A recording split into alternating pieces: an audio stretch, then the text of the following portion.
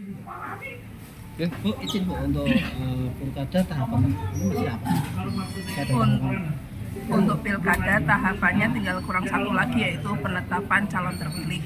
Nah, untuk penetapan calon terpilih ini kita masih menunggu BPK dari MK ya, bukti registrasi dari Mahkamah Konstitusi.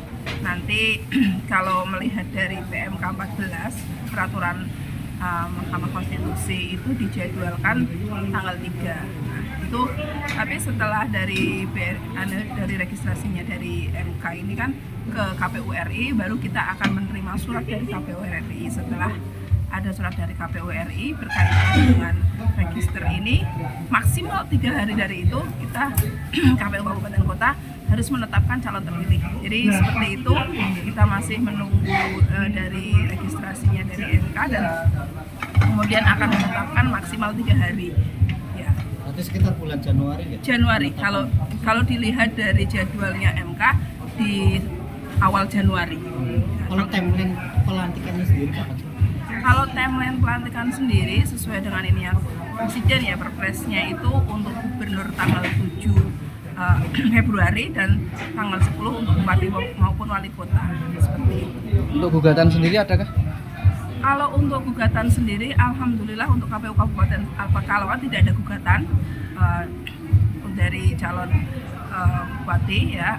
Jadi kemudian kita hanya menunggu kepastian bahwa secara resmi dari MK. Kalau kita lihat perkembangannya ya, sampai sekarang tidak ada gugatan untuk Kabupaten Pekalongan. Ya, terkait dengan gugatan di gubernuran?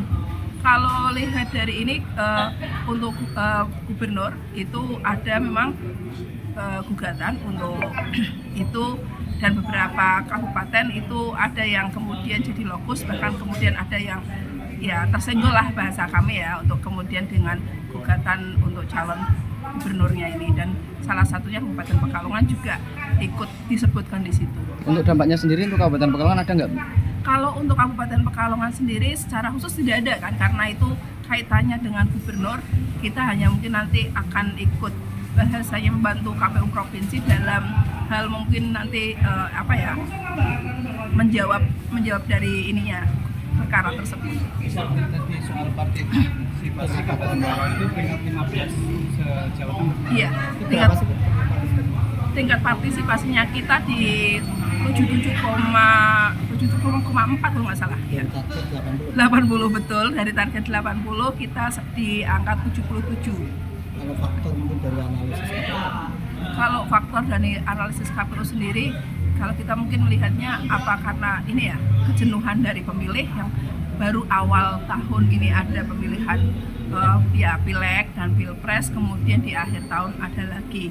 Karena memang kalau kita lihat di beberapa tempat itu masyarakat kita kan ada yang perantau gitu ya, yang pada waktu mereka pileg dan pilpres ini ikut memilih, untuk kemudian pilkada ini mereka tidak memilih.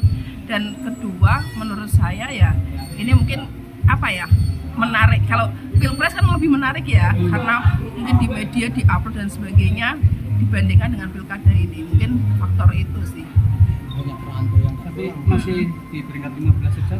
Iya, dari 35 kita ikutnya masuk di 15, peringkat 15 besar ya. Jadi biasanya ya masih bagus lah ya. Ya, karena memang pada dasarnya untuk tingkat partisipasi pilkada ini bukan hanya di Jawa Tengah, ini fenomena umum di mana-mana juga menurun. Seperti itu. Jadi memang banyak kabupaten ataupun provinsi yang tingkat partisipasinya menurun dibandingkan dengan pemilu.